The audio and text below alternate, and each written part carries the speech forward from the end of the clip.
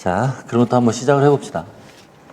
자, 지금 우리 이제 고분자 얘기하고 있는데 탄수화물하고 지질 했습니다. 이제 오늘은 단백질 할 시간이고, 단백질이 우리 몸 안에 있는 고분자 중에 가장 양이 많고, 그리고 하는 일도 가장 많아요.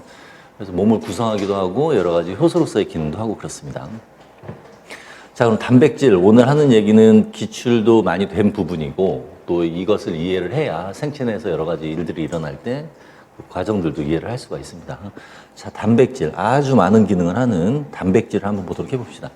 자, 기본적으로 단량체는 아미노산이고요. 아미노산 구조를 먼저 살피고 넘어가도록 할게요. 자,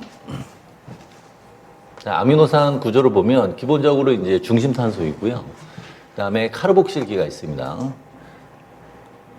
COOH, 카르복실기가 있고요. 그 다음에 NH2, 아미노기 있고요. 그 다음에 H. 이거는 모든 20개의 아미노산이 동시에 다 가지고 있는 것이고, 그 아미노산이 달라지는 것은, 또 이걸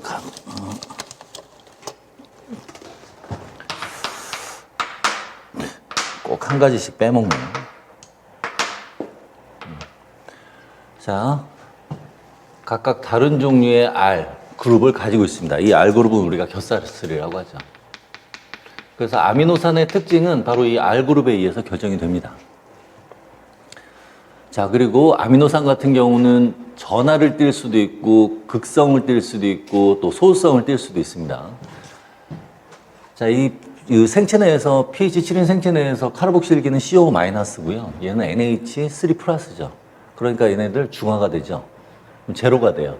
그런데 아미노산이 전하를 띈다는 얘기는 결사슬이 전하를 띈다는 얘기고, 극성을 띈다는 얘기는 결사슬이 역시 극성을 띠게 되는 겁니다. 그리고 소수성을 띈다는 거는 결사슬 때문에 띈다는 얘기예요. 이런 식으로 아미노산의 특징은 바로 이 다른 부위인 결사슬에 의해서 결정이 됩니다. 아미노산 종류는 이따가 다시 얘기하도록 할게요. 자, 그 다음에 여기에서도 역시 이제 광학 이성질체가 있는데, 우리 앞에서 언급을 했습니다. 당이라는 것은 D폼만 가지고 있고, 아미노산은 L폼만 있고, 예외적으로 펩티도글리칸을 구성하는 경우에 D폼의 아미노산도 사용된다고 했죠. 그러니까 그런 예외적인 경우를 제외하고는 모든 단백질을 구성하는 아미노산은 L폼이다. 이렇게 생각하면 되겠습니다. 그리고 여기다 간단히 언급을 해보면, 세포 내 다당류,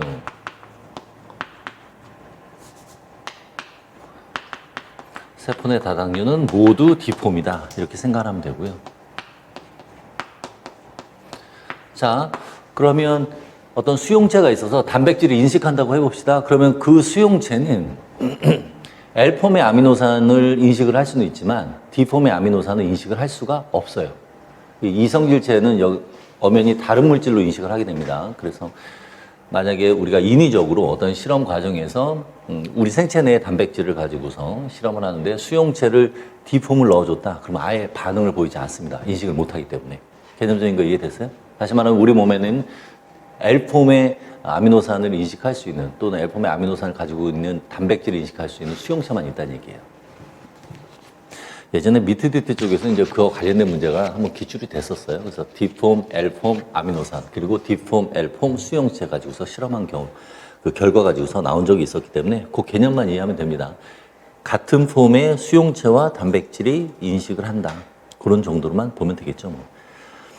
자, 이제 산과 염기로의 아미노산 한번 보도록 할게요. 우리 앞에서 봤듯이 카르복실기는 산으로서 작용하고 아미노기는 염기로 작용했습니다. 그러니까 이런 식으로 가지고 있으면 이 아미노산도 역시 산과 염기로 작용을 할 수 있다는 얘기예요. 그래서 주변 pH에 따라서 아미노산은 산과 염기로 작용을 할 수가 있다. 그런데 생체 내 pH의 경우에 있어서는 뭐 7로 딱 정해져 있으니까 산염기로 작용한 상태고, 거기에서 추가적으로 수소연을 받거나 또는 내놓게 되는 경우는 바로 결사슬에 의해서 결정이 되는 겁니다. 자, 그러면 이온화 과정 관련돼서 한번 정리하고 넘어가도록 합시다. 자, 예를 들어서 아미노산 기본적인 형태 가지고서 세 가지 형태를 한번 써보도록 할게요. 여기다 쓰고, 여기 중심탄소 이렇게 써주고요. 그리고 기본적인 폼 써줘 봅시다. 그리고 아래쪽에는 결사슬 이렇게 있고요. 자, 아미노기하고 카르복실기를 쓸 텐데 만약에 주변 수용액의 수소이온 농도가 아주 높은 상태라고 한다면 카르복실기하고 아미노기는 수소이온을 받은 상태가 되겠죠. 그래서 NH3 플러스고요. 여기는 COH 형태가 될 거예요. 자, 이제 주변 수용액의 pH의 농도, pH가 점점 높아진다고 생각해 봅시다. 다시 말하면 수소이온 농도가 점점 낮아지게 되면 서서히 아미노산들은 수소이온을 내놓게 돼요. 그러니까 100개의 아미노산이 있다. 그럼 100개의 아미노산이 동시에 수소이온을 한 번에 탁 내놓는 것이 아니라 아미노산 뭐 한 개가 내놓고 그 다음에 점점 수소이온 농도가 낮아지면 그 다음에 두 번째 아미노산이 또 세 번째 아미노산이 그런 식으로 내놓게 된다는 얘기입니다. 그래서 결과적으로 만들어지게 되면 여기서 중심탄소 여기다 써주고요. NH3 플러스고요. 여기는 CO 마이너스. 왜 CO-가 먼저 수소이온을 내놓게 되냐면 pKa 값이 COH가 더 낮았죠. 우리 적정곡선 생각하면 됩니다. 그래서 적정곡선을 통해서 수소이온 농도가 점점 낮아질 때 먼저 수소이온을 내놓는 것은 카르복실기가 내놓는 거예요. 어제 배운 내용이니까 기억은 하죠? 자, 여기 다시 수소 있고요. 여기 알기 있고요.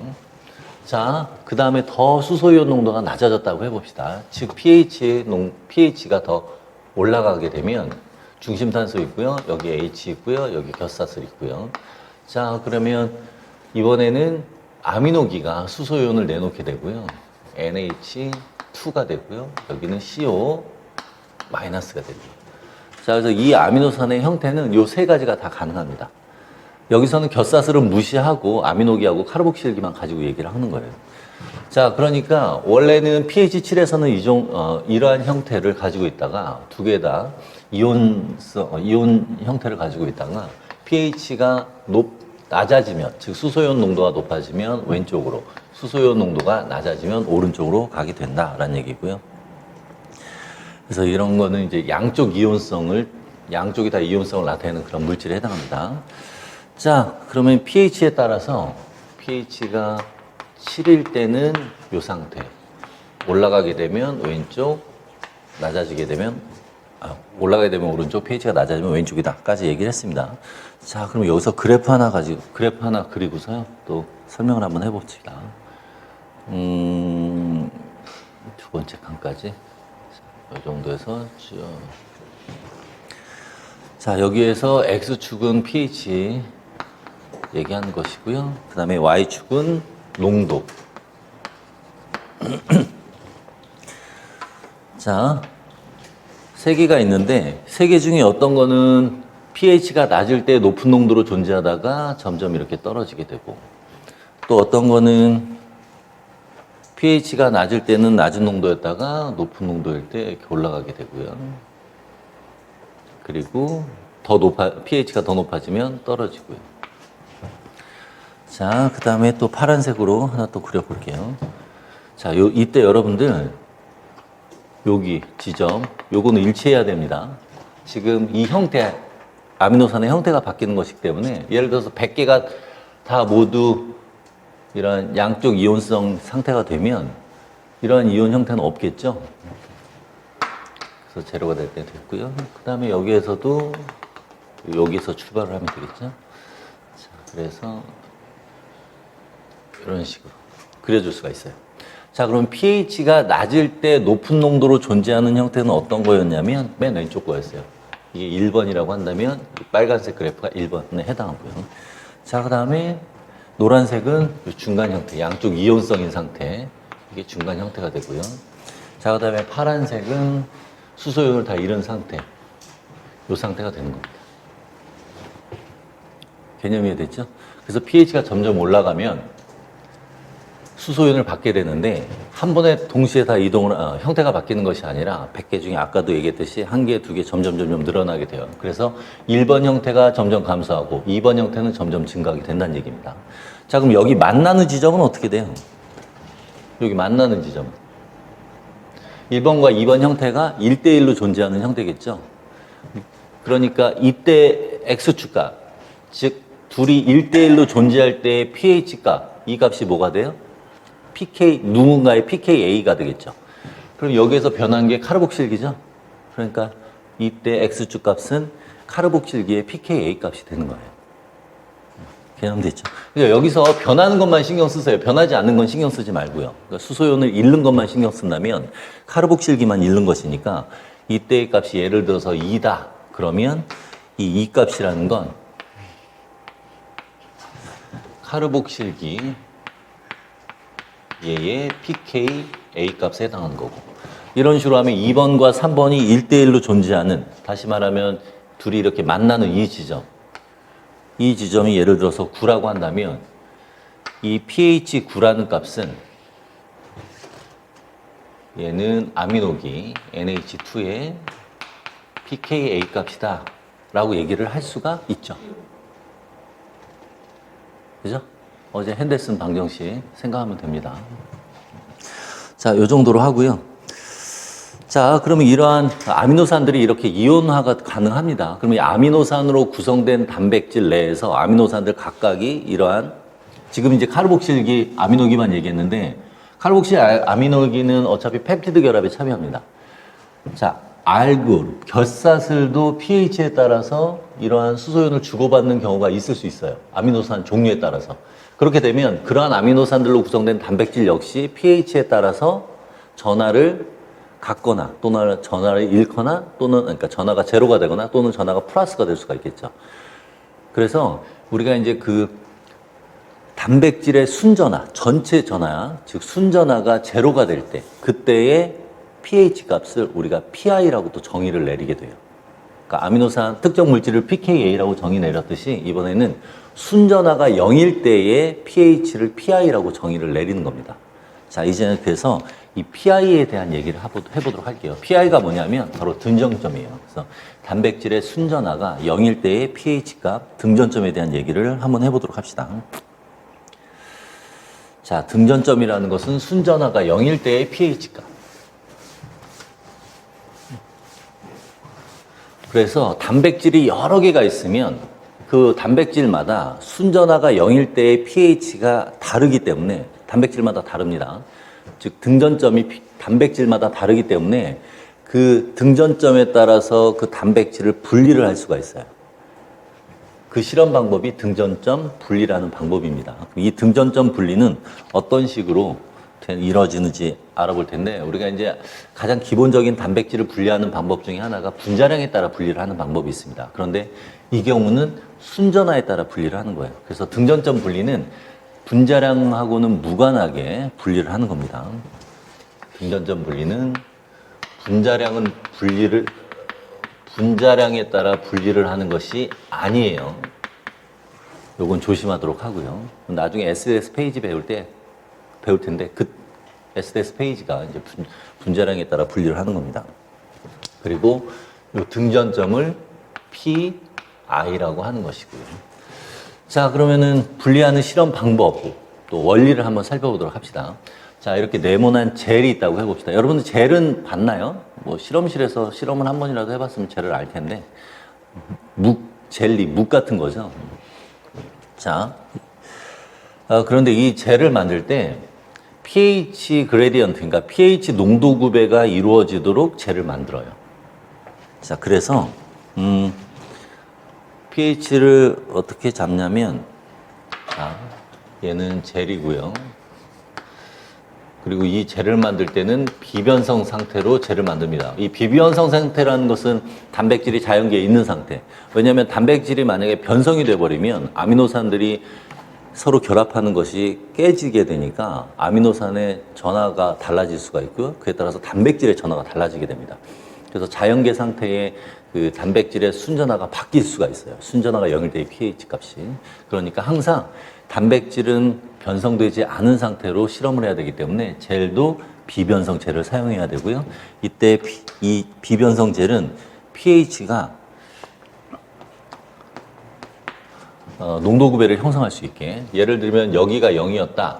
그러면 쭉 해서 여기가 14가 되도록, 예를 들면. 그래서 이 젤 부위마다 수소이온 농도가 다 다르게끔 만듭니다. 자, 이렇게 만들고 나서요. 자, 이 상태에서 예를 들면 이 부위에다가 단백질을 점적을 했다고 한번 생각해 봅시다. 자, 단백질을 점정을 하게 되면 이 단백질 이제 여러 종류가 있겠죠. 자, 예를 들어서 그 단백질 중에 빨간색 단백질을 한번 예를 들어 보도록 할게요. 자, 이러한 빨간색 단백질이 있는데 이 단백질의 이 pH 상태에서 원래 pH, 주변 pH에 따라서 전하값이 달라질 수가 있다고 했었죠. 좀 전에 봤듯이. 그러니까 이 pH 상태에서 이 단백질이 마이너스 전하를 띠고 있다고 해봅시다.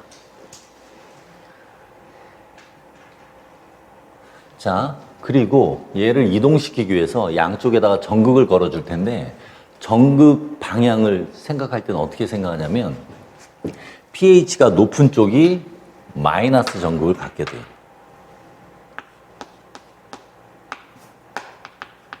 그리고 pH가 낮은 쪽이 플러스 전극이에요. 이거 전극 방향 달리하면 안 돼요, 실험이. 자, 그러면 왜 마이너스 전극이 오른쪽이고 플러스 전극이 왼쪽인지 한번 살펴보도록 할게요. 자, 이렇게 전극을 걸게 되면 마이너스 전하를 띠는 단백질은 왼쪽으로 이동을 하게 되겠죠. 마이너스에서 플러스니까. 마이너스 쪽에서 밀고 얘는 플러스 쪽으로 가까워지겠죠. 쭉 가게 됩니다. 이렇게 가게 되면 가는 동안에 지금 수소이온 농도가 왼쪽으로 갈수록 수소이온 농도가 점점 주변에 많아지죠. 많아지니까 얘는 수소이온을 계속 받아가면서 이동을 해요. 마이너스 전하의 세기가 점점 약해지다가 어느 순간엔 제로가 되겠죠. 어느 순간은 제로가 되고요. 이렇게 딱 제로가 되면 더 이상 이동을 하지 않아요. 그럼 그때 이동하지 않을 때, 즉 지금 전하가 제로일 때, 이동하지 않을 때 이 pH, 이 젤상에서의 pH를 우리가 알 수가 있죠. 즉 순전하가 제로가 될 때 이 pH 값이 바로 이 빨간색 단백질의 PI가 된다는 얘기예요. 개념 됐죠? 자, 그래서 이 값이 PI가 빨간색 단백질의 PI가 되고요. 자, 이게 만약에 마이너스 전극하고 플러스 전극을 바꿨다고 생각해 봅시다. 그럼 왼쪽이 마이너스 전극이고 오른쪽이 플러스 전극이면 얘는 오른쪽으로 이동을 하죠. 오른쪽으로 이동할수록 수소이온 농도가 점점 낮아지죠. 그럼 수소이온을 뺏겨요. 그럼 마이너스 전하의 세기가 더 세지죠. 더 빨리 가요. 그냥 빠져버려요. 멈추질 않는다는 얘기예요. 그러니까 이 전극도 중요합니다. 그럼 이거 헷갈릴 수 있잖아요. 그래서 전극 이거 만약에 문제로 여기서 기억, 니은 해놓고 기억은 마이너스냐 플러스냐 이렇게 물어봤을 때 이거 가지고서 유추해내도 되지만 바로 알 수 있는 방법은 pH 이용하면 돼요. 자, pH가 높으면 수소이온 농도가 낮죠. 플러스 전하가 적고 pH가 낮으면 플러스 전하가 그러니까 그 수소이온 농도가 높잖아요.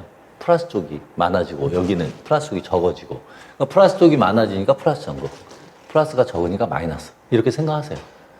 그것 때문에 여기 마이너스 플러스라는 그런 개념은 아니지만 그런 식으로 외우면 헷갈리지 않습니다. 그래서 양이온이 많은 쪽이 플러스 전극 이렇게 생각하면 돼요.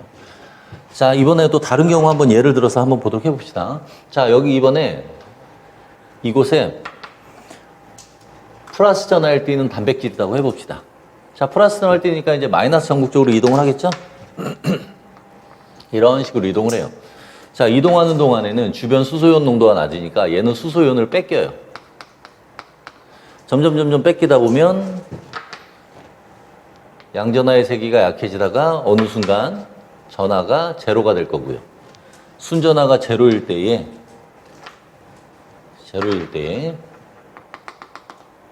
이 pH 값이 바로 PI가 돼요. 자, 그러면 또 다른 애 한번 보도록 해봅시다. 미안해요. 자, 얘가 쭉 더 이동을 했다고 해봅시다. 그래서 여기서 딱 멈췄다고 해봅시다. 그러면 이렇게 멈췄으니까 요 부위는 바로 노란색의 PI가 되고요. 노란색 단백질의 PI. 그럼 이 노란색 단백질은 파란색 단백질에 비해서 플러스 전하의 세기가 더 세다. 이렇게 얘기를 할 수가 있죠. 플러스 전하의 세기가 더 세니까 수소연을 잃어도 여기에서 더 아직까지도 양전하의 세기가 있다는 얘기예요. 그러니까 더 이동을 할 수가 있는 거죠. 그러니까 잃어버릴 양이온이 더 많다는 얘기예요. 그래서 이 노란색은 파란색 단백질에 비해서 양전화의 세기가 더 센 단백질이다라고 얘기를 할 수가 있겠죠. 자, 이런 식으로 해서 pI에 따라서 단백질들을 분리를 할 수가 있습니다. 이것도 뒤에서 크로마토그래피, 양이온 크로마토그래피, 음이온 크로마토그래피 얘기할 때 이 개념이 도입이 됩니다. 자, 이 정도로 얘기를 하고요. 뭐 그렇게 어려운 얘기 아니죠. pI에 대한 개념 익히면 됩니다. 자, 그런데 이제 실제로 실험을 어떻게 하느냐. 원래는 이렇게 우리가 봤고요. 실제로 실험 간단하게 체크하고 넘어가도록 합시다.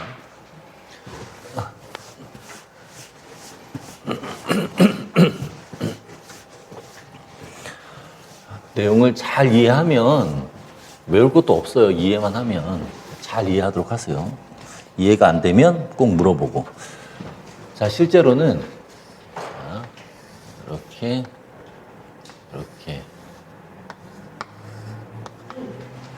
실제로는 이렇게 이런 데다가요. 젤을 만듭니다. 자, 요 젤은 폴리아크릴아마이드 젤.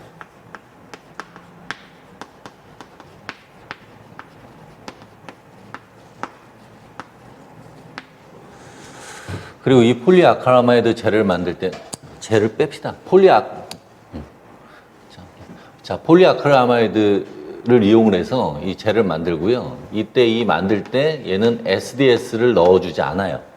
자, SDS는 계면활성제라고 해서 얘는 양친매성입니다. 소수성 부분이 있고 친수성 부분이 있어요. 이것도 이따가 또 설명을 해줄 거예요. SDS 관련돼서. 실제로 기출도 됐습니다. SDS에 관련돼서. 자, SDS를 넣어주지 않으면 얘는 변성을 시키지 않게 됩니다. SDS가 들어가면 변성을 시키게 되고요. 그래서 SDS를 넣지 않았기 때문에 이 아크릴아마이드 젤은 비변성이 되고요. 우리가 그 단백질을 분리를 할 때는 이 아크릴아마이드 젤을 이용을 하고 헥산을 이용할 때는 주로 아가로스 젤을 이용합니다. 우리 예전에 아가로스 젤에 대한 얘기 했었죠. 아가에서 정제된 것이 아가로스라는 거. 자, 그리고 이때 만들 때 pH 그레디언트, 즉 농도 구배가 형성되게 해서요. 예를 들어서 여기가 pH 9, 여기는 pH 7 이렇게. pH 4, 뭐 3이든 4든 뭐 이거는 우리가 임의대로 만들 수가 있습니다. 자, 그리고 나서 여기에다가 단백질을 이렇게 넣어주고요. 단백질 여기 위에 있죠. 위에서 출발하는 겁니다. 자, 이렇게 단백질을 넣어준 상태에서 전극을 걸어주고요. 그러면 마이너스에서 플러스 쪽으로 이동을 하겠죠. 그러니까 우리가 이제 보고자 하는 단백질에 따라서 이 pH 그레디언트는 다르게 조절을 할 수가 있어요. 뭐 14에서 14로 조절할 수도 있고, 뭐 9에서 4, 뭐 7에서 3 이런 식으로 다 조절을 해서 우리가 보고자 하는 단백질 특성에 맞게끔 실험을 하면 됩니다. 선택해서. 자, 그러면 이제 얘네들이 단백질이 이동을 할 거고요. 그래서 단백질이 pI에 따라서 쭉 가다가 멈추면 이러한 밴드들이 만들어지겠죠. 근데 실제로 이 젤은 우리 실험실에서 안 만들어요. 이 젤은 보통 삽니다. 회사에서 잘 팔아요. 그리고 이 젤을 여기서 끝내는 게 아니고요. 이렇게 만든 젤, 이렇게 결론이 등전점 분리를 한 다음에 SDS 페이지 젤에다 옮겨요. 그러면 지금 여기 pI가 동일한 단백질 하나만 있는, 여기에 단백질이 하나만 있는 것이 아니라 pI가 동일한 단백질들은 모두 이 밴드에 있어요. 다시 또 분자량에 따라 분리를 하게 되면 pI는 같지만 분자량이 다른 단백질로 또 분리가 돼요. 그런 식으로 두 번에 걸쳐서 실험을 하는 것을 2D 일렉트로포레시스라고 합니다. 2D 전기용동. 2D 전기용동 할 때 이렇게 옮기는데 실제로 얘가 얇아요. 이렇게 얇아요. 스트립이라고 하는데 이렇게 얇아가지고 pH 그레디언트에 따라 다르게 종류 달리 있어서 사서 쓰면 됩니다. 어쨌든 이제 이거는 뭐 원리적인 것만 이해하면 되는 거니까 실험을 이런 식으로 한다 정도만 보고 넘어가도록 합시다. 자, 그 다음에 이제 완충제로서의 아미노산에 대한 얘기를 한번 해보도록 합시다.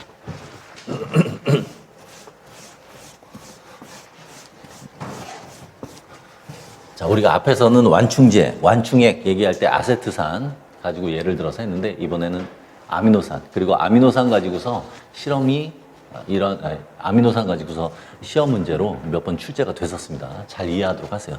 자, 예를 들면 이제 가장 단순한 형태인 글리신을 한번 보도록 할게요. 자, 글리신의 구조를 한번 보면 여기 탄소가 있으면요. 여기 H 기본적인 거 있고요. 그 다음에 카르복실기 있고요. 그 다음에 아미노기 있고요. 자, 그 다음에 이제 곁사슬이 있는데 곁사슬이 H예요. 그래서 아미노산 중에 가장 작고 가장 단순한 형태입니다. 자, 그럼 지금 보면 얘는 지금 여기 H니까 얘는 수소연을 주고받을 수 없고요. 수소연을 주고받을 수 있는 곳이 어디냐면 아미노기와 카르복실기 두 곳에서 수소연을 주고받을 수가 있습니다. 자, 앞에서 아세트산을 할 때는 아세트산 자체가 주고받으니까 완충지대가 하나였지만 얘는 완충 역할을 하는 게 두 곳이 있죠. 그래서 완충지대가 두 곳이 생기는 거예요. 그래서 적정 곡선을 한번 작성을 하기 위해서 이렇게 시험관에다가 글리신 수용액을 넣습니다. 그리고 이 글리신 수용액은 앞에서 얘기했던 것처럼 산성 조건으로 만들어주고요. 수소연 농도가 아주 높은 상태로. 그리고 여기에서 NaOH를 한 방울 한 방울씩 떨어뜨리면서 그때마다 pH를 측정을 했습니다. 그렇게 해서 적정 곡선을 만들어 봤어요. 자, X축은 NaOH고요. NaOH의 농도. 그리고 Y축은 pH. 자, 그래서 그래프를 그리게 되는데 앞에서 얘기했듯이 두 곳에서 수소연을 주고받을 수 있으니까 완충지대는 두 곳이 생길 수가 있습니다. 그래서 이런 식으로 이렇게 생길 수가 있어요. 됐나요? 자, 그럼 요 완충지대 아세트산 가지고 얘기했던 거 생각해 보세요. 요 완충지대 가장 완만한 경사도가 완만한 곳이 그 산과 염기의 농도가 1대1일 때라고 했었죠. 요 때가 이제 1대1일 때고 요 때도 역시 1대1일 때. 자, 그러면 요 1대1일 때가 바로 그때의 pH가 pKa라고 했으니까 pKa 여기 이 pKa 값을 갖는 것은 낮은 값이잖아요. pKa가. 그러니까 이 완충지대에서의 pKa를 갖는 것은 카르복실기. 우리 앞에서 2하고 3, 4이라고 했으니까. 그리고 pH가 높은 pKa를 갖는 것은 아미노기. 얘기했었죠. 그래서 우리가 이제 보통 이렇게 나오게 되면 pK12라는 표현을 쓰는데, 자, 얘는 pK1이고요. 얘는 pK2라는 표현을 씁니다. 자, 이때 pK1은 일반적으로 쓸 때 그렇게 해요. pK1은 카르복실기의 pK1이고요. 그리고 pK2는 아미노기의 pK2에 해당해요. 별 얘기 없죠? 단순한 형태입니다. 그리고 이런 pK1이 카르복실기고 pK2가 아미노기다라고 문제에 이렇게 제시를 해줍니다.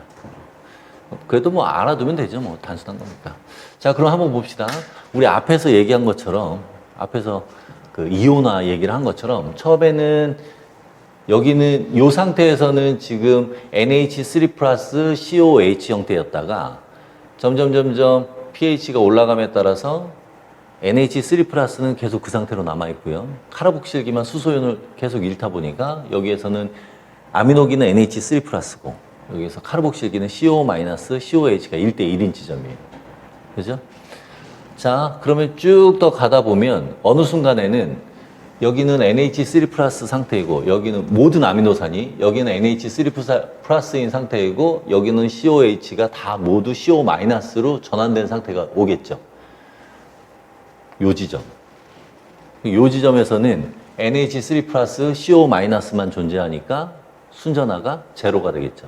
그럼 이 아미노산의 순전화가 제로인 이때의 pH를 뭐라고 하겠어요? 역시 등전점, PI라고 얘기를 할 수가 있는 거예요. 그래서 이 중간값이 PI에 해당합니다.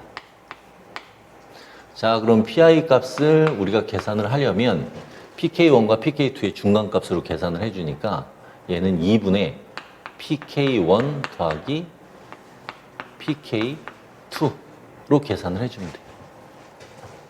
자, 그럼 이제 여기 지나면은 그 다음부터는 얘는 계속해서 CO-고 NH3 플러스가 수소연을 잃으면서 NH2가 되죠. 쭉 가다가 pK2 지점 되면 이 지점에서 CO- 모두 다 CO- 상태는 계속 유지가 되는 겁니다. 그런데 아미노기는 NH3 플러스 절반, NH2 절반.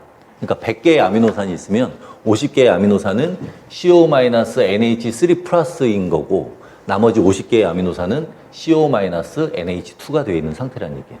근데 전체적으로 보면 얘는 여기서 순전화해서 이렇게 올라오게 되면 절반 정도는 제로고 절반은 양전화를 띠고 있는 상태. 그럼 점점 올라가게 되면 요 끝에 오면 어떤 형태가 돼요? CO- NH2. 그러면 우리가 그 아미노산들의 총 전하를 평균을 내면 여기에서는 마이너스 1. 그죠? CO- NH2니까 여기는 마이너스 1. 총 전하. 평균. 여기는 마이너스 1이고 여기는 0이고 여기는 NH3 플러스 COH니까 플러스 1. 요거는 이따 다시 언급을 하도록 할게요. 총전하 평균 구하는 것은. 자, 개념만 이해하고 넘어갑시다. 일단 PK2가 나오는데 여기는 카르복실기의 pKa 값이고 pK2라는 것은 NH2의 pKa 값이다. 그리고 그 중간, 그 평균 값이 순전하가 제로인 PI이다. 그리고 여러분들이 요 pK1이 의미하는 값은 어디라고요? 요거예요. 요거예요. 알겠죠? 쓰기는 여기 그래프상에 썼지만 실제 값은 여기 Y축 값을 의미하는 겁니다. 이런 것도 헷갈리면 안 되고. 자, 기본적으로 완충제 얘기를 했고요. 요 얘기는 또 이따가 뒤에서 또 얘기를 할 겁니다. 적정곡선. 자, 그러면 아미노산의 종류를 한번 살펴보도록 해봅시다. 자, 글리신 같은 경우는 얘는 생체 내에서 어떤 특성을 갖느냐. C와 H 간의 전기음성도 차이가 없다라고 우리가 생각을 했으니까 소수성인 특징을 나타내겠죠. 자, 그래서 그러한 특성에 따라서 우리가 아미노산의 종류를 나눠보도록 할 거예요. 자, 크게 보면은 우리가 소수성, 극성, 그리고 이온성, 전하를 띠는 이온성 이렇게 세 가지로 나눌 수가 있는데 여기에서는 이제 네 가지로 좀 더 세분화했습니다. 요 방향족을 구성하는 건 요 방향족에 해당하는 아미노산은 고리 구조를 갖고 있어요. 벤젠고리. 벤젠고리가 뭐냐면 핵산 파트에서도 얘기를 할 텐데 벤젠고리를 보면 이런 형태예요. 얘네들이 하나는 이중결합, 하나는 단일결합, 하나는 이중결합, 하나는 단일결합을 하고 있는데 요 전자가 왔다 갔다 합니다. 그래서 전자가 이렇게 가면 이때 원래 이중결합은 단일결합이 되고 단일결합은 이중결합이 돼요. 이런 식으로 왔다 갔다 할 수 있는 이런 형태가 이제 이런 벤젠 고리 형태예요. 개념만 이해하세요. 벤젠 고리 개념. 어쨌든 그래서 이러한 형태를 우리가 방향족이라고 표현을 하는 겁니다. 그래서 이러한 벤젠 고리를 곁사슬에 가지고 있는 아미노산이 3개가 있는데 요 3개 중에 요 2개는 소수성에 해당하고요.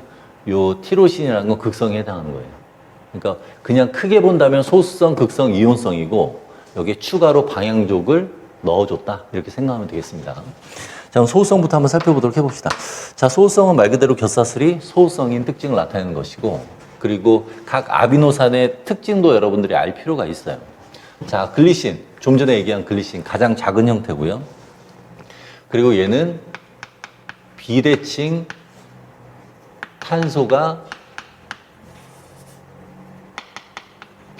탄소를 가지고 있지 않습니다. 이게 무슨 소리냐면 중심탄소 C가 있는데 카르복실기, 아미노기, 그리고 H와 연결되어 있는데 반대쪽도 또 H로 연결되어 있잖아요. 그러니까 서로 다른 4개 종류의 물질로 공유결합을 하는 것이 아니라 HH, 동일한 게 있기 때문에 유일하게 글리신은 비대칭 탄소를 가지고 있지 않다. 이렇게 생각하면 되고 그 다음에 알라닌은 글리신 다음으로 2번째로 작은 애예요. 자, 그리고 프롤린의 경우에 있어서는 꺾임 구조를 형성합니다. 아미노기와 곁사슬 간에 공유결합을 형성하게 되면서 이 고리 구조가 만들어져요. 그런 고리 구조 때문에 단백질에서 꺾인 부분에 이 프롤린이 존재를 하게 돼요. 단백질의 꺾인 부분. 이거는 나중에 1차 구조, 2차 구조, 3차 구조, 4차 구조 할 때 요거 3개 다시 또 언급을 할 겁니다. 그리고 이걸 알아야 문제를 풀 수 있어요. 임용에서는 요걸 알아야 그러니까 종류의 이 어떤 게 이온성이고 극성인지를 알아야 문제를 풀 수 있는 문제가 임용에서 나왔는데 요 아미노산의 특징에 따라서 또 문제를 특징을 알아야 풀 수 있는 문제는 미트디트 쪽에서 기출이 한번 됐었습니다. 그러니까 여러분들이 이 각 종류별로 어떤 아미노산들이 있는지 알아야 되고요. 또 몇몇 아미노산의 구체적인 특징도 알고 있어야 됩니다. 자, 그럼 이제 프롤린까지 했고요. 메스오닌. 자, 메스오닌은 우리 앞에서 얘기했듯이 S를 가지고 있기 때문에 S35로 표지가 되는 애였고요. 그리고 메스오닌은 게시 아미노산에 해당합니다. 처음 단백질 번역할 때 오는 아미노산. 그게 메스오닌이고요. 자, 그 다음에 이제 추가로 소성은 발린, 이소류신, 류신, 트립토판, 페닐알라닌. 이렇게 11개가, 9개가 있어요. 소성은 9개고요. 자, 그럼 소성 9개 해당하는 것 중에 이제 방향족이네. 요거 소성이었고요. 그리고 티로신 같은 경우는 극성을 띠는 애입니다. 얘는 극성을 띠는데 왜 극성을 띠냐면 곁사슬에 OH가 있어요. 그래서 극성을 띠는 아미노산에 해당합니다. 자, 그러면 이 방향족 벤젠고리를 보면 얘가 특정한 파장의 빛을 흡수할 수 있는데 280나노미터 파장의 빛을 흡수할 수가 있습니다. 그러면 흡광도를 측정을 해서 이 티로신이 얼만큼 또는 뭐 트립토판, 페닐알란이 얼만큼 있는지 알 수가 있죠. 그 양을 측정을 할 수가 있습니다. 다시 말하면 이것들을 토대로 해서 이 아미노산이 있는 단백질의 양을 측정을 할 수가 있는 거예요. 그러니까 자, 얘를 흡수할 때 우리가 흡수하기 때문에 흡광도를 측정할 수 있는데 그 흡광도를 측정할 때는 어소시에이션 해가지고 A라고 표현하고요. 이게 흡광도입니다. 어떤 파장의 빛을 흡수해서 얻은 흡광도냐 할 때는 여기다가 아래점자로 써주면 돼요. 280. 그래서 280나노미터는 단백질의 양을 측정할 때 사용할 수 있는 흡광도다. 헥산은 260나노미터를 사용합니다. 이거는 헥산 파트 할 때 다시 언급을 하도록 할게요. 자, 그러니까 단백질에 이 아미노산이 있으면 단백질의 양을 측정할 수 있지만 이 아미노산이 없으면 단백질을 측정할 수가 없는 거예요. 근데 웬만하면 20개 아미노산 중에 요 3개 없겠어요? 있겠죠. 웬만하면 단백질 다 측정 가능합니다. 자, 그러면 티로신이 포함된 이 극성 아미노산 한번 보도록 합시다. 자, 이 극성 아미노산은 곁사슬에 OH가 있어요. 세린, 스레오닌, 트로신 요 3가지가 OH가 있기 때문에 극성을 나타내는 것이고 그리고 추가로 얘기하면 SH 얘도 정기음성도 차이가 있기 때문에 극성을 나타냅니다. SH를 갖는 건 유일하게 시스테인 하나라고 했고요. 자, NH2가 있습니다. NH2는 아스파라긴, 글루타민. 요거는 외우기 쉬워요. 음이온성이 아스파르트산, 글루탐산. 여기에 P와 U 대신에 M만 쓰면 돼요. 자, NH2. 원래 생체 내에서, 얘네들은 지금 생체 내에서 이런 형태로 존재한다는 얘기예요. 원래 아미노기라는 것이 생체 내에서 NH3 플러스로 존재하잖아요. 중심탄소에 연결된 아미노기는. 그런데 곁사슬에, 그러니까 아스파라긴과 글루타민에 있는 곁사슬의 이 아미노기는 생체 내에서 NH2예요. 그러니까 얘는 pKa 값이 다르다는 얘기예요. 알겠죠? 그래서 극성 상태로 존재하는 겁니다. 아미노기라고 해서 무조건 pH 7이 돼 플러스는 아니에요. 이 경우는 뭐 주변에 이제 다른 원소 같이 연계해서 pK 값이 저렇게 낮은 다른 상태예요. 그래서 NH2로 존재하니까 질소와 수소 간의 극성을 띠게 되죠. 그래서 극성 아미노산의 특징을 아미노산을 형성하게 합니다. 자, 그러면 이제 조금 더 구체적으로 들어가 봅시다. 자, OH기에 주로 인산기가 연결됩니다. 단백질에 인산기를 붙여서 활성을 조절할 수가 있는데 단백질의 어느 부위에 인산기를 붙이느냐? 세린 부분, 스레오닌 부분, 티로신 부분. 그것도 곁사슬의 OH기에 인산기 P를 딱 붙이면 H 떨어지고 산소가 인산기하고 결합을 하면서 인산화시킬 수가 있습니다. 자, 그러면 인산화시키는 효소가 키나아제예요. 그래서 그 키나아제의 이름은 인산화시키는 아미노산의 이름을 따서 그 키나아제 이름을 붙입니다. 그래서 세린, 스레오닌, 키나아제. 그러면 세린과 스레오닌의 인산기를 붙이는 인산화 요소.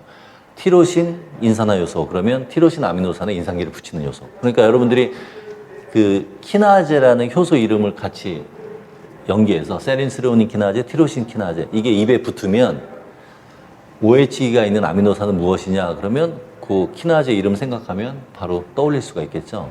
나 같은 경우는 실험실에서 요거 키나제를 종종 써가지고 자연스럽게 외워졌어요. 그러니까 여러분들도 이렇게 몇 번 말 얘기하면서 연습을 하면 이게 입에 붙으면서 그냥 외워집니다.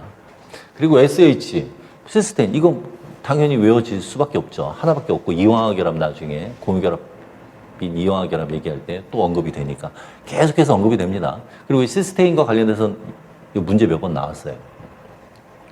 그리고 NH2 뭐 역시 극성을 띠는 건데 얘하고 비교해서 N만 붙이면 되니까 6개 금방 외워지죠. 6개 금방 외워집니다. 외워져요. 자, 이렇게 외우고, 그 다음에 이온성인 거 5개 있어요. 그러면 5개, 그리고 6개만 외우면 11개 외웠죠. 나머지는 다 소수성 이렇게 생각하면 돼요.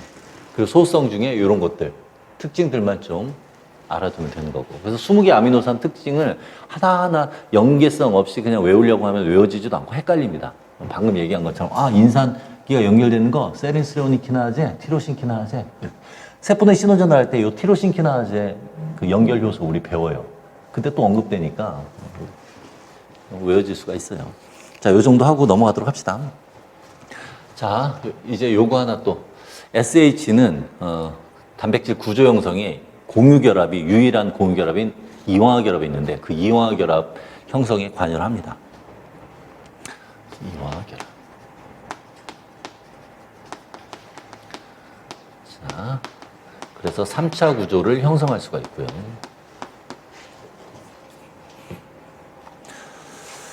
자, 이 정도로 하고 넘어가도록 합시다.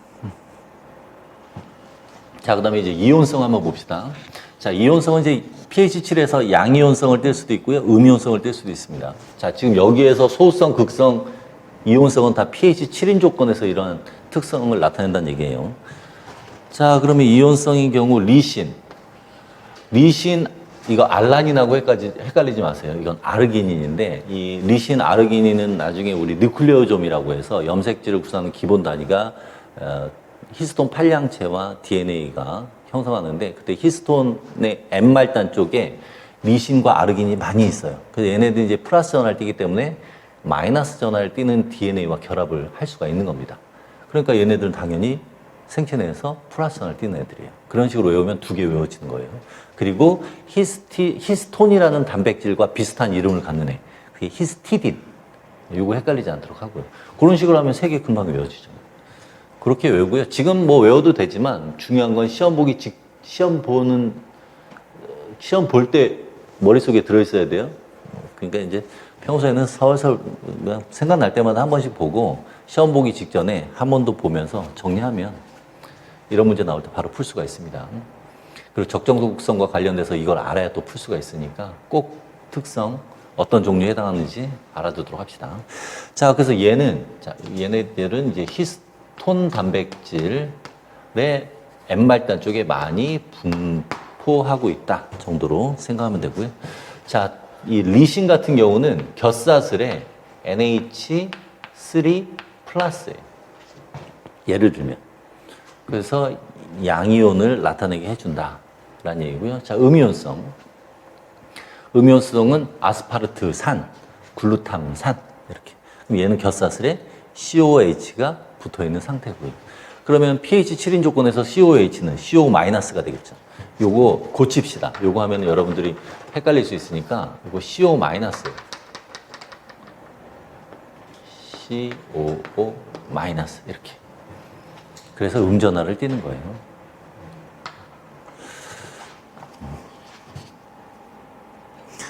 이거 종류 그냥 이런 종류 있으니까 외우세요 이렇게 얘기 안 하고 하나하나 여러분들에게 얘기를 하는 이유는 그러한 그 내용적인 것들을 알아야 더 그렇게 이해를 해야 외우기 쉬워지기 때문에 시간 할애해서 여러분들한테 얘기를 한 거예요. 그러니까 여러분들 이 아미노산 볼 때마다 각 아미노산들 어떤 특징이 있고 그래서 어떠한 특성을 나타내게 됐는지 자꾸 연계해서 외우세요.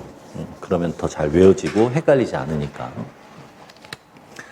자, 6개, 5개 외우고 나머지 9개는 다 소수성. 이런 식으로 생각하면 됩니다. 그래서 극성, 이온성을 특히 신경 써서 보도록 하세요.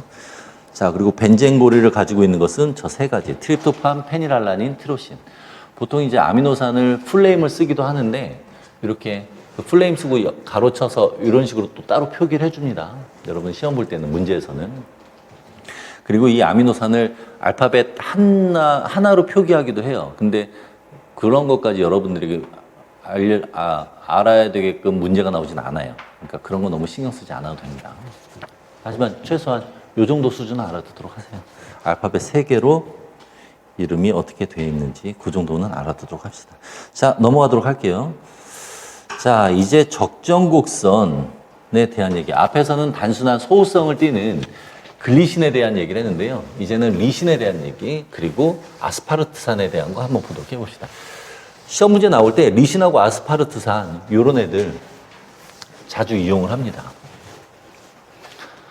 자, 그러면 우리 리신부터 한번 보고요.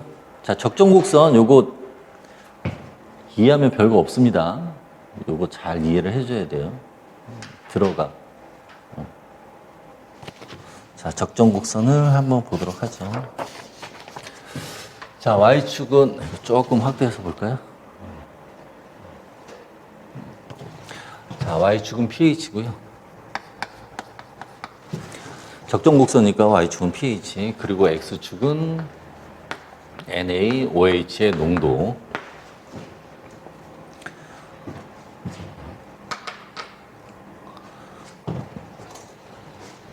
자, 적정곡선 그리는데, 자, 리신의 경우는 양이온성이었죠. 겹사슬에 NH3 플러스 NH2라는 그 아미노기가 있다는 얘기예요. 그래서 pH에 따라서 얘가 NH3 플러스 또는 NH2가 될 수가 있습니다. 그러면 완충지대가 몇 개예요? 3개가 되겠죠. 아까 글리신은 2개, 얘는 알기까지 포함해서 3개. 그래서 완충지대 그냥 대충 3개 그리면 되는데, 얘가 pK1과 pK2가 있을 때 어느 쪽에 더 가까울까요? 이 겹사슬에 있는 pKa 값은 pKg2에 가깝죠. 왜냐하면 아미노기니까. 아무래도 중심탄소에 연결된 아미노기하고 pKa 값이 유사할 거예요. 그러니까 완충지대도 pK2 쪽에 형성될 거라고 생각할 수가 있습니다. 그래서 대충 뭐 그려보면 돼요. 뭐 이렇게 그리고요. 쭉 가다가 이렇게 가다가 뭐 이런 식으로 이렇게. 됐죠? 여기를 조금 더 길게 그려주면 된다는 얘기입니다. 리신의 경우는. 자, 그럼 여기는 앞에서 얘기했듯이 pK1. 그리고 이제 pK2는 요 중간에 있는 게 pK2일 수도 있고요. 끝에 있는 게 pK2일 수도 있습니다. 요거는 여러분들에게 외울 필요는 없고요. 문제에서 다 제시가 돼요. 그래서 이제 pH 값을 제시를 해주면서 제시를 해주게 되니까 pKr과 pK2의 그 pH 값을 제시하니까 어떤 것이 pK2고 pKr인지 알 수가 있는데요. 여기서 보면 얘가 pK2고요. 얘가 pKr에 해당합니다. 요 r이라는 것은 겹사슬의 pKa 값을 의미하는 거예요. 자, 그럼 이 정도로 하면 되고, 자, 그러면 이 상태에서 여기서 이제 PI 값을 구해야 되는데, 앞에서는 2개만 했으니까 그때의 PI 값은 여기 중간이었잖아요. 자, 3개가 있을 때는 PI 값을 어떻게 구하느냐? 이거 다 평균 내면 안 돼요. PI라는 건 순전하잖아요. 그래서 여러분들이 이제 그 PI를 어떻게 구하게 되는지를 알기 위해서 총전화의 평균을 한번 구하는 방법을 알아보도록 해봅시다. 자, 요 상태일 때는 총전화 평균이 어떻게 되느냐, 그리고 요 상태일 때는 어떻게 되느냐, 이걸 다 따져볼 텐데, 일단 요 상태일 때부터 한번 살펴보도록 할까요? 요 지점. 자, 우리가 뭐 그 아미노산의 구조를 다 쓰진 않고요. 그냥 순차적으로 한번 얘기를 해보도록 합시다. 우리 그 중심탄소에 있는 그 중심탄소에 있는 그 아미노기를 보면 지금 얘는 산성 조건에서 출발했잖아요. 그러니까 아미노기는 수소이온을 받은 상태일 거고요. 자, 그리고 카르복실기는 역시 수소이온을 받은 상태이고요. 다 수소이온을 받은 상태예요. 알기는 역시 수소이온을 받은 상태예요. 모든 아미노산이 이렇게 100개가 플러스를 가지고 있어요. 하나의 아미노산이 플러스 2, 또 다른 아미노산 플러스 2. 그러면 100개가 하면은 플러스 2배. 평균이니까 100으로 나누면 플러스 2. 그래서 이때에 총 전하 평균을 구해보면요. 총 전하의 평균을 구해보면 얘는 플러스 2가 돼요. 여기까지 됐죠? 플러스 2에서 출발하는 겁니다. 자, 이제 이거 잘 이해하도록 하세요. 이 지점 한번 보도록 할까요? 자, 이 지점을 보면 PK1이니까 뭐가 변하겠어요? 카르복실기가. 다른 애들은 그대로 있고 카르복실기만 변합니다. 그럼 여기에서 NH3 플러스일 거고요. 중심탄소에 연결된 아미노기는 NH3 플러스. 알기에 있는 것도 NH3 플러스. 그리고 COO. 자, 그 다음에 COO 마이너스 절반. 그리고 COOH 절반. 1대1로 존재하는 것이니까. 자, 그러면 이렇게 세 가지를 우리가 각각 구했으니까 얘 총전하 하면 총전하 평균하면 얘 플러스 1. 얘 총전하 평균하면 플러스 1. 얘 총전하 평균 몇이에요? 100개 중에 50개만 마이너스잖아요. 그러니까 0.5. 마이너스 0.5.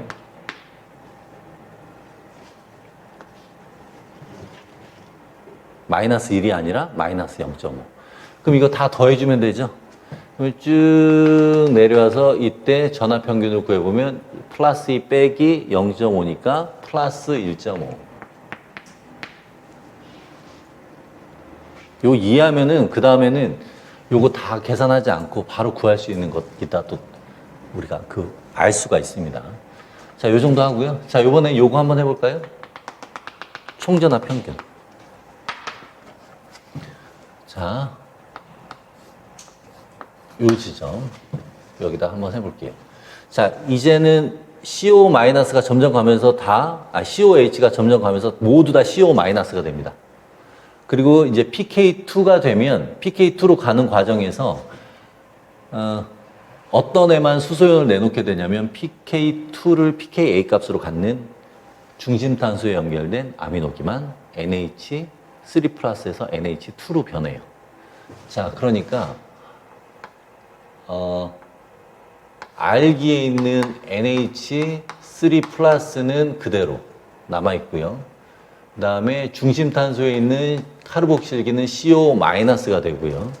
그 다음에 중심탄소에 있는 NH3 플러스는 절반은 NH3 플러스로 남고 절반은 NH2가 된 상태. 자, 역시 각각의 총전하 평균을 구해보면 얘는 플러스 1, 얘는 마이너스 1, 얘는 플러스 0.5. 이거 더해주면 1.5에서 마이너스 1이니까 플러스 0.5. 여기까지 됐죠? 자, 그럼 이번에는 PKR도 똑같이 한번 해봅시다. 자, PKR도 보면 이번에는 R그룹에 있는 아미노기가 수소연을 잃기 시작하는 겁니다. 그럼 중심탄소에 있는 NH3 플러스는 이제는 모두 다 NH2가 되고요.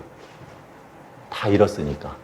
그 다음에 중심탄소에 연결된 카르복실기는 모두 CO-. 그 다음에 R기에 있는 애는 NH3 플러스가 절반, 그리고 절반은 NH2.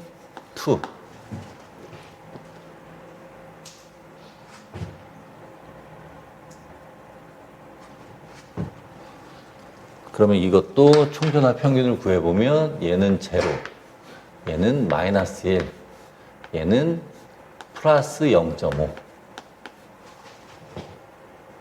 됐어요?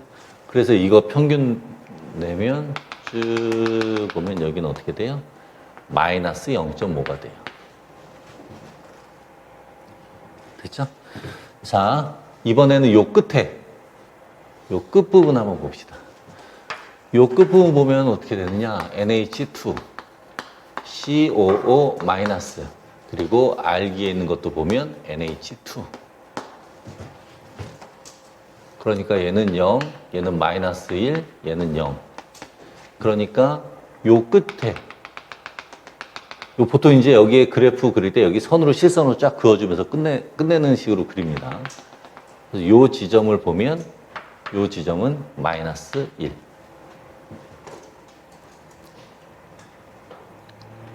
별로 어려운 얘기 아니죠?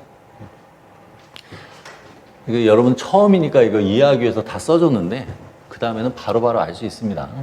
자, 어쨌든 그러니까 총전압 평균이 이렇게 돼요. 그럼 총전압 평균이 0. 다시 말하면 순전하가 0일 때는 언제예요? 요 지점일 때. 이때가 0이겠죠. 이때가 바로 PI에 해당합니다. 리신의 PI는 바로 순전하가 0일 때 그때의 pH 값이니까 이렇게 가면 이때의 pH 값이 나오는 거예요. 자, 그럼 이 pH 값은 pK2와 pKr과의 중간값이죠. 그러니까 평균을 구해주면 돼요. 그래서 PI의 평균은 어떻게 되느냐?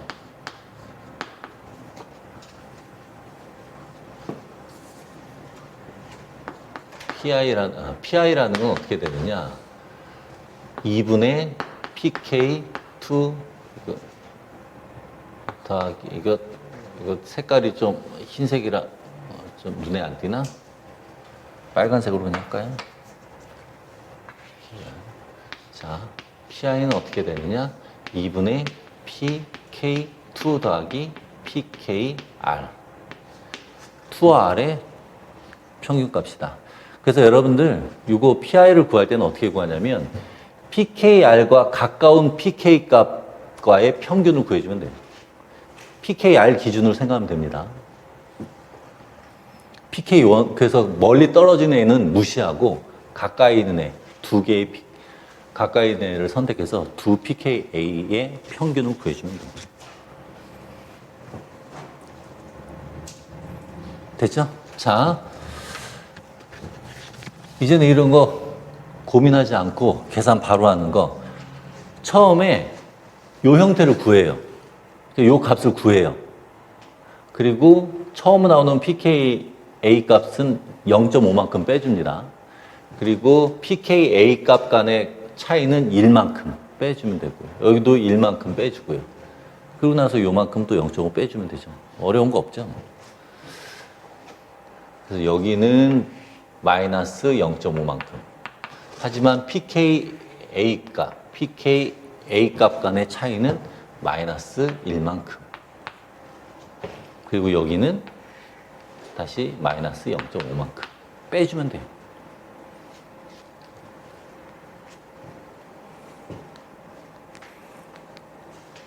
됐죠? 자, 리신, 양이온성 아미노산 가지고 얘기를 했습니다. 이번에는 그러면 음이온 아미노산인 아스파르트산 가지고 지금 배운 대로 한번 계산을 해보도록 합시다. 자, 이것도 똑같이 한번 해봅시다. 이제는 간단하게 얘기할 거예요. 이거 중간중간 생략하고. 그래서 여러분들 이제 시험 볼 때 속도를 줄여야 되기 때문에 원리 이해할 때는 제대로 이해를 해서 바로 구하는 값을 바로바로 구할 수 있게끔 해주면 돼요. 자, 그러면 또 한번 봅시다. 조금 속도를 내서 한번 보도록 하면 Y축 값은 pH고요. X축 값은 NaOH고요. 자, 지금 아스파르트산은 마이너스 전화를 띄는 애예요. 겹사슬이 수소이온을 주고받을 수 있다는 얘기예요. 그러니까 완충지대는 3개. 그런데 마이너스를 띄고 있다는 얘기는 겹사슬에 카르복실기가 있다는 얘기니까 pK1, 중심산소에 있는 카르복실기와 pKa 값이 비슷할 거예요. 그러니까 완충지대 3개를 그릴 때 pK1 쪽에 완충지대가 치우쳐지게 그려지면 됩니다. 이런 식으로 이렇게 대충 그려주면 되지 뭐. 그죠? 자, 그럼 여기가 pK1이고요. 여기가 pKr이고요. 여기가 pK2고요.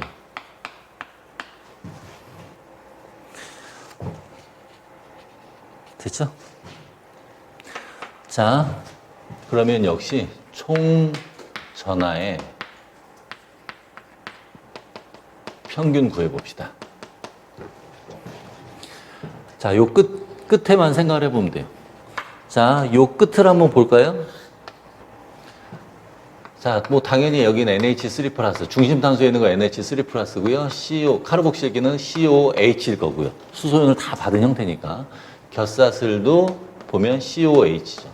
아까는 NH3 플러스였으니까 플러스이지만 여기는 COH니까 결과적으로는 여기 플러스 1, 그 다음에 여기 플러스 1이고요. 여기는 0, 0. 그러니까 총전화 평균은 어떻게 돼? 플러스 1. 그렇죠? 자, 여기는 어떻게 될까요? 0.5만큼 빼주라고 했죠? 플러스 0.5. 여기는 어떻게 될까요? 1만큼 빼주라고 했죠? 마이너스 0.5. 자, 여기는 어떻게 돼요? 역시 1만큼 빼주면 되죠? 마이너스 1.5. 여기는 어떻게 돼요? 여기는 마이너스 2. 자, 마이너스 2일 때, 요때 아미노산 한번 보면 NH2 다수소연을 잃었으니까 CO 마이너스, R 그룹에 있는 것도 CO 마이너스. 그러니까 여기 0, 마이너스 1, 마이너스 1. 그래서 마이너스 2가 되는 거예요. 그럼 끝이에요. 어렵게 생각할 필요 없습니다. 자, 그럼 PI 값은 어떻게 돼요? 바로 요 지점이 PI가 되겠죠. 왜? 여기가 0이니까. 그럼 요 pK1과 pKr의 평균을 구해주면 돼요. 그래서 PI는 어떻게 하느냐? pKr과 가까운 pKa 값과의 평균이니까 2분의 pK1 더하기 pKr. 됐죠? 자, 요 정도로 얘기를 해주면 되겠습니다. 자, 그런데 이제 실제 시험 문제에서는 요 아미노산 하나만 한 건 아니고 예전에 피트 쪽에서는 글루탐산, 뭐 리신, 그 다음에 글리신 세 개 가지고서 각각의 적정 곡선을 그려준 다음에 각각의 적정 곡선이 어떤 거에 해당하는지 그걸 알아야 풀 수 있었어요. 그럼 글리신은 요거 완충지대 2개인 거 고르면 되고요. 또 완충지대 3개인 것 중에 요 pH가 낮은 쪽에 2개가 있으면 이거는 음이온성인 거니까 글루탐산. 그리고 만약에 이 pK2 쪽에 가까운 그래프가 있으면 걔는 리신. 이런 식으로 구하면 되는 거였어요. 그러니까 그 개념만 잘 이해하고 있으면 바로 문제 뭐 30초도 안 돼서 풀 수 있는 그런 문제가 피트 쪽에서 예전에 한번 나온 적도 있고. 근데 임용에서는 요것만 달랑내는 것이 아니라 펩티드 가지고서 문제를 냈었습니다. 그래서 임용의 경우 어떤 식으로 나왔었는지 여기서 간단히 체크하고 넘어가도록 할게요.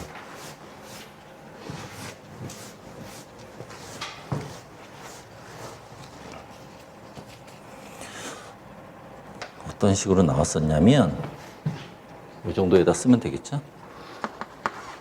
문제에서 예를 들어서 보는 겁니다. 여기가 글리신 있다. 그래서 예를 들면 이런 식으로 펩티드 조각을 이렇게 해주고요. 4개짜리도 있었고 3개짜리도 있었던 걸 아는데 4개짜리는 확실히 있었습니다. 어쨌든 이 정도로 예를 들어서 한번 보도록 해봅시다. 뭐 이런 식으로 문제가 나오면 일단 기본적으로 요 글리신의 카르복실기 아스파르트산의 아미노기는 펩티드 결합에 참여합니다. 그러니까 수소연을 주고받을 수 없어요. 그러니까 얘네들의 예를 들면 아스파르트산의 아미노기나 카르복실기는 수소연을 주고받을 수 없으니까 완충제로서의 역할을 못 해요. 완충제로서의 역할을 하는 애들은 노출된 애들만 완충제로서의 역할을 하죠. 여기 아미노기, 그리고 리신의 카르복실기, 그리고 글리신은 소수성이니까 R 그룹 신경 쓸 필요 없고요. 아스파르트산 같은 경우는 COH, 리신의 경우는 NH2. 그럼 완충지도로서의 역할을 하는 게 하나, 둘, 셋, 4개. 그것만 신경 쓰면 되는 거예요. 그러면 이제 적정 곡선을 그리면 어떻게 돼요? 하나, 둘, 쭉, 셋, 넷, 이렇게. 완충지대 4개 나오면 되죠. 이제 pKa 값이 하나, 둘, 셋, 넷. 그리고 이 pKa 값은 표로 여러분들에게 제시를 해요. 근데 제시를 할 때 이런 글리신의 뭐 R그룹, 뭐 제로라는 식으로 하고 뭐 카르복실기의 pKa 값, 아스파르트산의 아미노기의 pKa 값, 그다음에 카르복실기의 pKa 값. 얘네들 다 제시를 합니다. 여러분들이 써야 되는 애들은 요 4가지잖아요. 그 4가지를 골라야 돼요. 그러니까 이렇게 해놓고 얘 요거 카르복실기 4가지 pKa 값만 뭐 동그라미 쳐서 고른 다음에 여기다 각각 대입해 보면 되죠. 그럼 PI 값은 어떻게 돼요? 이 경우는 요거 구하면 되잖아요. 예. PI 값은 요걸 구하면 되죠. 그러니까 여러분들이 4개 중에서 요 중간값 2개를 골라가지고 평균 내면 PI를 바로 구할 수가 있는 거예요. 그러니까 이런 문제는 이해를 하면 정말 빨리 풀 수 있는데 헷갈려 하기 시작하면 헤매죠. 이게 뭐야? 막 이러면서. 그래서 완충지대가 몇 곳이 있는가를 파악하고 그림 그냥 대충 오른쪽에 이렇게 그려주면 문제 그냥 바로 풀리는 겁니다. 자, 그럼 여기 총전압 평균 여기는 어떻게 될까요? 수소이온 다 받게 되면 H 상태고 얘는 NH3 플러스 NH 플러스니까 얘는 플러스 2. 그럼 여기서 0.5만큼 빼고 1만큼 빼고 1만큼 빼고 1만큼 빼고 여기 또 0.5만큼 빼고 그럼 여기는 뭐가 되겠어요? 당연히 마이너스 2. NH2, CO-, NH2일 테니까 여기는 마이너스 2. 그죠? 맨 끝에 가. 여기는 마이너스 1.5, 여기는 마이너스 0.5, 여기는 플러스 0.5, 여기는 플러스 1.5. 그죠? 그렇게 구하면 됩니다. 그래서 연습 삼아서 한번 풀어보도록 해요. 자, 넘어가도록 합시다. 자, 요거를 잘 이해를 하세요. 적정곡선 문제. 간간히 나왔기 때문에 잘 이해를 해줘야 됩니다. 수소이온을 주고받을 수 있는 곳에서 완충지대를 형성한다. 그래서 그때의 pKa 값만 고려를 한다. 그 사실만 머릿속에 염두에 두면 되죠. 자, 이 정도 하고 넘어가도록 합시다. 자, 우리 구조에 관련된 얘기 한번 해보도록 합시다. 자, 아미노산에 대한 얘기를 했는데, 이제 아미노산들이 공유 결합을 하게 되면 중합체인 폴리펩티드를 형성하게 되고요. 그 폴리펩티드가 구조를 갖게 되면 단백질로서의 기능을 하게 됩니다. 그래서 우선은 이 아미노산들 간의 펩티드 결합에 대해서 간단히 보고 넘어가도록 할게요. 자, 아미노산 왼쪽에 하나 있고 오른쪽에 또 하나 있고요. 자, 그러면 여기 기존의 아미노산이 있고 새로운 아미노산이 오게 되면 기존의 아미노산은 카르복실기가 관여하고요. 새로운 아미노산은 아미노기가 참여를 하게 됩니다. 자, 이때 중합체를 형성할 때는 탈수 축합 반응, 물이 빠진다고 했죠. 카르복실기의 OH기, 그 다음에 아미노기의 H가 빠져나가게 됩니다. 그래서 물이 이렇게 빠져나가게 되고요. 그래서 탈수 축합.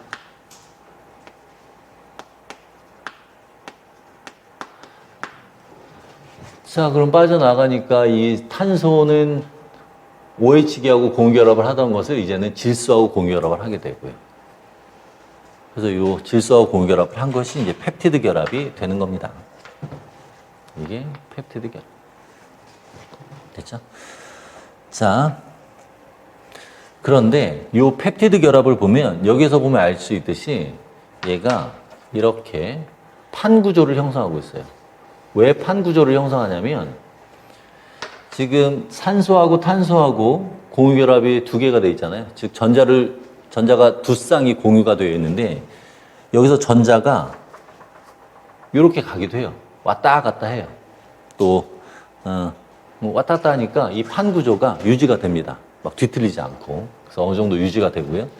자, 그리고 이때 탄소와 산소가 내는 전기음성도 차이가 크기 때문에 극성을 띠게 되고요.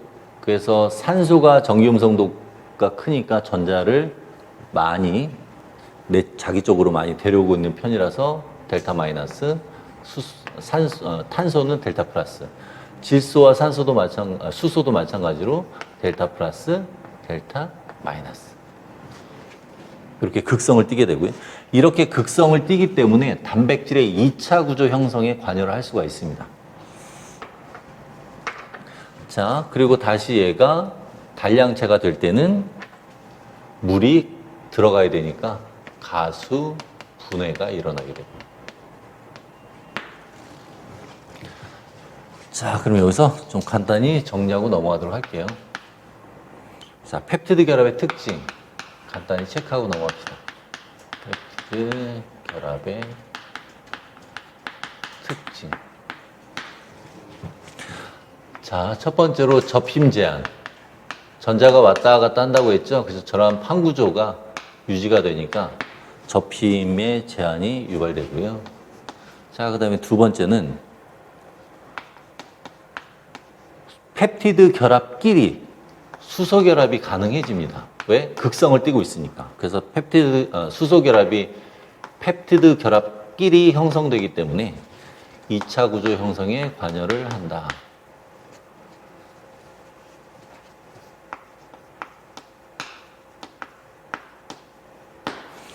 자, 요 수소결합에 대한 개념을 이해를 하기 위해서 여러분들 수소결합은 분자 내에서 일어나는 것이 아니라 극성을 띠는 분자와 또 다른 극성을 띠는 분자끼리 이루어지는 겁니다. 그러니까 펩티드 결합 내에서 수소결합을 하는 것이 아니라 다른 펩티드 결합과 수소결합을 하는 거예요. 이 개념을 이해하기 위해서 펩티드 결합이 있는 부분만 표시를 한번 해보도록 할게요. 자, 여기 카르복실기 쪽 그리고 여기 아미노기 쪽이 이렇게 있다고 해봅시다. 그럼 얘네들 뭐 계속해서 다른 아미노산도 펩티드 결합하고 또 다른 아미노산 펩티드 결합하고 쭉 해서 이러한 폴리펩티드가 쭉 이어져요. 그죠? 쭉 가다 보면 여기에 있는 아미노산과 여기에 있는 아미노산 간에 또 펩티드 결합이 여기 존재할 수 있겠죠. 가까이 존재할 수가 있습니다. 자, 그래서 여기 C, 그 다음에 여기 산소, 그리고 여기 질소, 여기 수소. 이런 식으로 펩티드 결합이 또 이렇게 위치할 수가 있어요. 자, 이때 위치할 때 수소, 펩티드 결합의 수소는 델타 플러스, 펩티드 결합의 산소는 델타 마이너스. 그래서 이곳에서 수소 결합이 이렇게 형성될 수가 있다는 얘기. 이러한 수소 결합 때문에 2차 구조가 가능해진다. 자, 이렇게 해서 구조는 같지 않은 상태에서 단순한 그 아미노산들끼리 결합된 형태, 아직 단백질로서의 기능을 갖기 전 단계를 우리가 폴리펩티드라고 하고, 이제 3차 구조 이상을 갖게 되면 기능을 갖게 되니까 그때부터는 단백질이라는 표현을 씁니다. 자, 그럼 이러한 펩티드 결합에 의해서 만들어진 폴리펩티드를 한번 좀 보고 넘어가도록 합시다. 자, 폴리펩티드.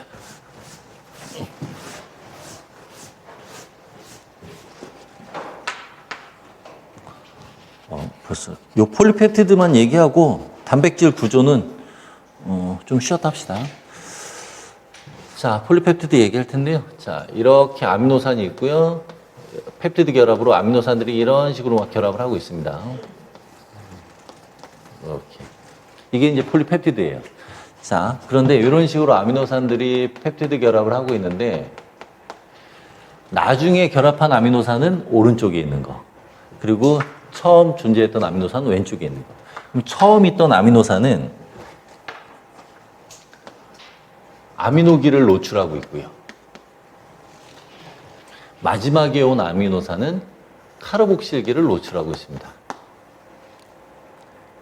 그러니까 자, 그래서 이 단백질이 합성되는 순서를 보면 왼쪽에서 오른쪽으로 합성됐다는 것을 알 수가 있죠. 그리고 제일 처음 존재했던 아미노산은 저 아미노기를 노출하고 있으니까 이 아미노기의 N을 따서 아미노말단 또는 N말단이라고 표현을 하고요. 카르복실기 쪽, 노출된 카르복실기는 C말단 또는 카르복시말단 이렇게 표현을 합니다. 간단하게는 뭐 C말단. 그러니까 단백질 합성은 N말단 쪽에서 C말단 쪽으로 합성이 된다라고 얘기를 할 수가 있어요. 자, 이 정도까지 좀 쉬었다 다시 합시다.